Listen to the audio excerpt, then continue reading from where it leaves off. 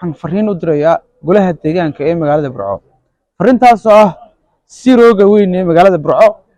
Inka ugu ileerba dadka ugu ayaan daran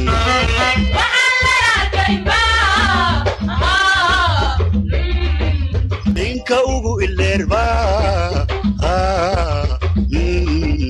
dadka ugu ayaan daran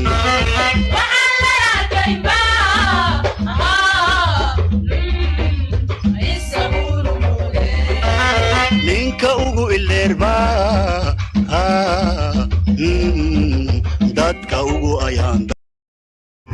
waxaan halkan horta guud ahaan ka salaamaya dadweynaha magaalada Burco gaar ahaan waxaan fariin u dirayaa golaha deegaanka ee magaalada Burco. Fariintaas oo ah si rooga weyn ee magaalada Burco oo aan muddo imika ku qiyaasay ilaa 12 sano ka hor habkan imika u dhisan tahay loo dhisay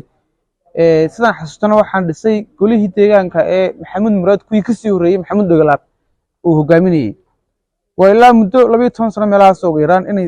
habkan imika u dhisan tahay ay u dhisan tahay marka dadweynaha magaalada Burco noogu yimaadana soo buuqdo hadii goor waxa jecel yihiin inay sawir ku galaan meesha hase ahaatee meeshu meel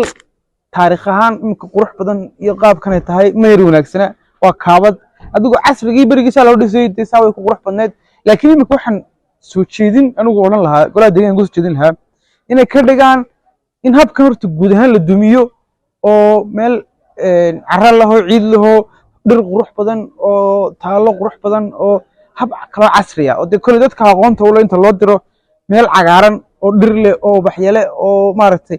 soo jiidasho samaysa oo astaan magaalada astaamaha magaalada kamid noqota dadku sawir ku galaan oo lagu soo dhaweeyo oo maadaama aan dhalinyarada magaalada kamid nahay xogaalka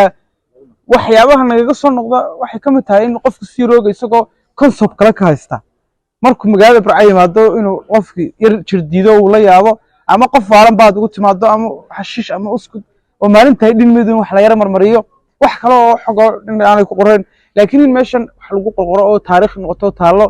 si farshaxan leh oo qurux badan oo sida kuwa jigjiga iyo garoowe iyo magaranaysa Hargeysa meel kamid ah sida Star sida laga dhigo kale qaab casri ah golaha deegaanka ee Maayar Cabdisaaqir uu hogaaminayo iyo dhibaanada kaleba inay intay bal fikraan hab standard qurux badan oo waqtigan la jaan qaadi kara inay magaalada Burco si rooga iyo meelaha kaleba u sameeyaan ayaan u soo jeedin lahaa Inka ugu ileerba dadka ugu ayaan daran